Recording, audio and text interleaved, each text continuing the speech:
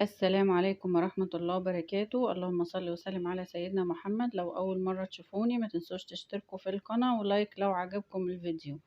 أنا هعمل القرص الطريقة دول حوالي كيلو أو كيلو ونص دي، وحطيت عليه كوباية زبدة وعليها ونص كوباية زيت. وهنا دي الخميرة أنا حطيت لها شوية مية وحبة سكر وحطيتها كده على جنب، على ما أعمل أحط يعني السمنة الزبدة ولا على الدقيق. ممكن تحط سمنة برضو، ممكن تحط زيت، بس اللي عندك يعني الموجود اعمليه. وبعد كده بقى اقعد ادعك المادة الدهنية في الدقيق كده الاول شوية. بس يا حبيبتي اقفلي الباب، اقفلي الباب يا سندي، اقفلي يا حبيبتي الباب. لا اله الا الله. وبعد كده احط اللبن. انا حوالي كيلو ونص الدقيق دولت حطيت عليهم 4 معالق سكر ومعلقة ملح، عشان بتديها طعم حلو يعني. وبعد كده بحط بيكنج باودر، وبعدين احط الخميرة اللي انا حطيتها على جنب. وبعد كده بقى ابتدي اعجنها واحدة واحدة كده. لو عايزة تكملي بلبن عادي، عايزة تكملي بمية عادي. هي اللي بينجح القرص دي التخمير، يعني تسيبها تخمر بعد ما تتعجن وتخمر تاني بعد ما تبططيها. خلصت انا بقى عجن وغطيتها، الانسه سندي غطيتها اهي. هنا بعد ما العجينه ما خمرت، هبتدي بقى اعملها كور صغيره كده.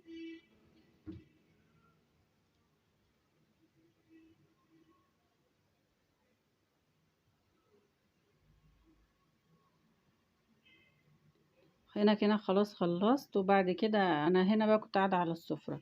انا جبت اللي هي قطعه الخضار وحطيت على المفرش السيليكون بتاع العجين، وفرشت على السفرة قماشة نضيفة كده، وببطط بقى القرص واحطها عليها عشان انا هسيبها تخمر تاني. سهلة بقى تبطيطها سهل، يا دوبك بتعملي وتضربي واحدة يمين واحدة شمال وخلاص بسرعة. خلاص انا هنا كده خلصت، واسيبها بقى كمان ساعة، ساعتين، ساعة يعني في الجو ده ساعة. بصوا بقى، انا هنا جبت الطاسة وسخنتها يعني، وحطيت القرص، وبعد كده بغطيها باي غطا كده، هي كأنها في الفرن يعني. حرارة انت كده بتحبسي الحرارة من فوق ومن تحت. وبعد كده بقلب القرص يعني بتنفخ كده عادي يعني. ده بقى لو انت مثلا زي كده البوتاجاز بتاعك، يعني البوتاجاز ده لسه جديد بس الشواية بتاعته مكانتش راضية تشتغل وبيعلق وكده. المهم انا يعني الجيش بيقولك اتصرف، فانا اتصرفت وعملت الحركة دي.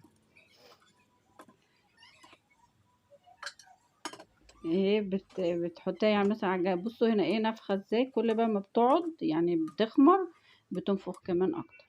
وانا خلاص بعد انا ما خلصت، وبصوا بقى طرية وجميلة وحلوة. ان شاء الله اشوفكم في فيديو جديد، مع السلامة.